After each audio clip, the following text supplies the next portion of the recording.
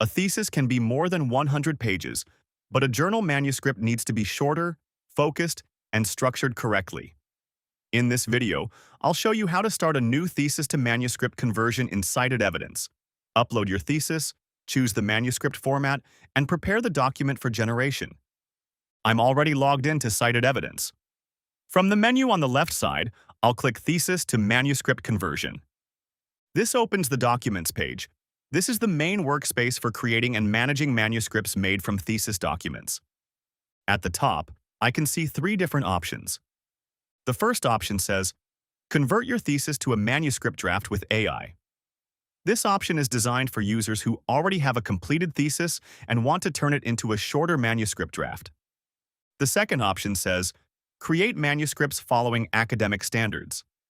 This option uses templates, academic sections, and structured formats to help create a manuscript that follows common journal writing standards.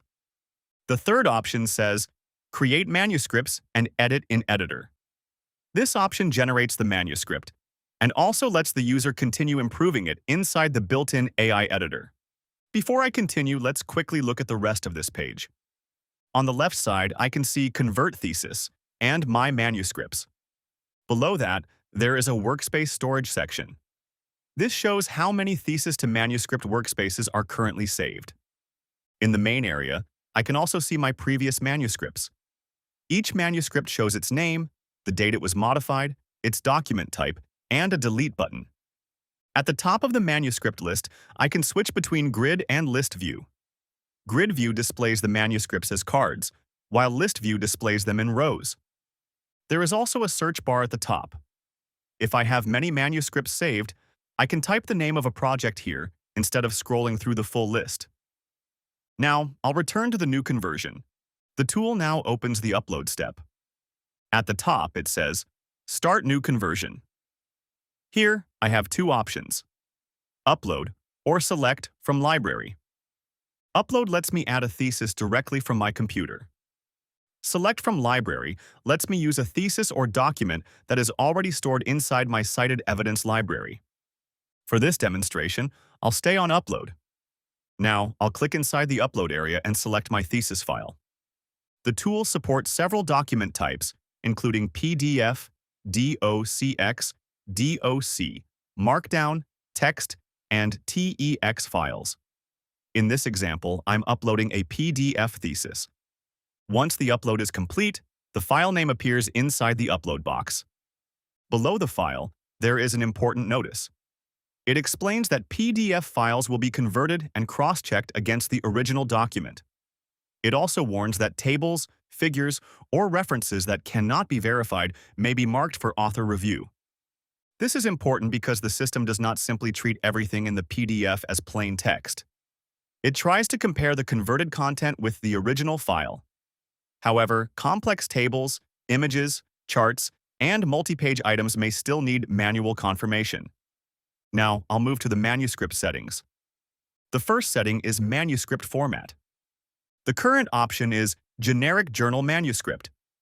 This means the system will create a standard research article structure, rather than following one specific journal template.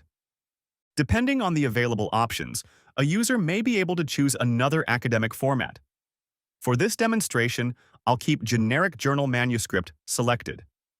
The next field is Authors. This field is required. I'll enter the author name exactly as I want it to appear in the generated manuscript. If the thesis has more than one author, I would add the correct names based on the available format.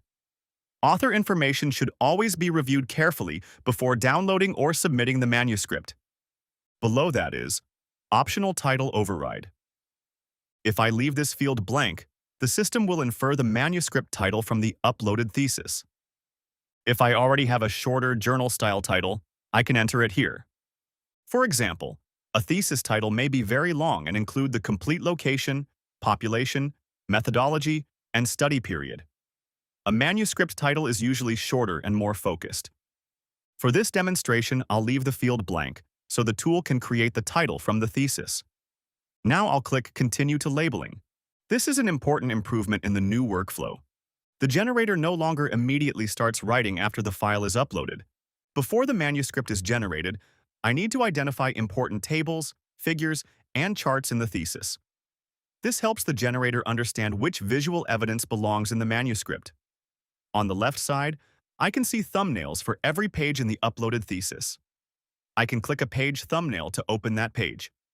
At the top of the viewer, I can see controls for zooming in, zooming out, adding a table, adding a figure, adding a chart, and opening the viewer in full screen. I'll now find the page that contains my first table. I can see a table showing participant characteristics. Since this is a table, I'll click Table at the top. Now, I'll draw a box around the full table. I'll make sure the selection includes the table title, column headings, rows, and values. Once I finish the selection, a green box appears around the table. On the right side, the table is added under Mapped Evidence. The type is set to Table. The source label is currently Table 1. I'll check that this matches the label used in the thesis. Below that, I can add the caption. I'll enter socio-demographic characteristics of participants. The manuscript use option is set to Use Full Item. This means the generator should use the complete table. The Include checkbox is selected, so this table will be considered during manuscript generation. There is also a Notes field. Once I have mapped the important evidence, I'll review the right side panel. I'll check the source labels, captions, and selected regions. If I selected something incorrectly, I can click Remove and draw the region again. Now I'll scroll to the bottom and click Start. The manuscript generation begins. At the top, I can see the workflow stages. The first stage is paper outline. This creates the basic structure of the journal manuscript. The second stage is paper draft. This converts the thesis content into a shorter article-style draft. The next stage is review. The system checks the draft against the original material. Then comes revision, where the draft is improved. After that is quality gate, where the manuscript is checked for required sections, evidence use, and completeness. Then comes archive, which stores the generated material. The final stage is export, which prepares the manuscript files. Once generation is complete, the article view opens. I can now see the manuscript title, author, abstract, introduction, methods, results, discussion, and other sections. At the top, I can also see the manuscript score, number of sections, number of tables, number of figures, and the current review status. If the status says Needs Author Review, this means the manuscript was generated, but one or more items need manual checking. Now I'll click the Evidence tab. This opens the coverage report. Here, I can see whether the required sections are present. I can also see warnings related to references, tables, or figures. For example, the tool may say that one table needs review because some extracted cells appear incomplete. I'll return to the article view and check that table. I'll compare the values with the original thesis. Next, I'll click AI Editor. This opens the manuscript inside the built-in editing workspace. On the left side, I can see the document outline.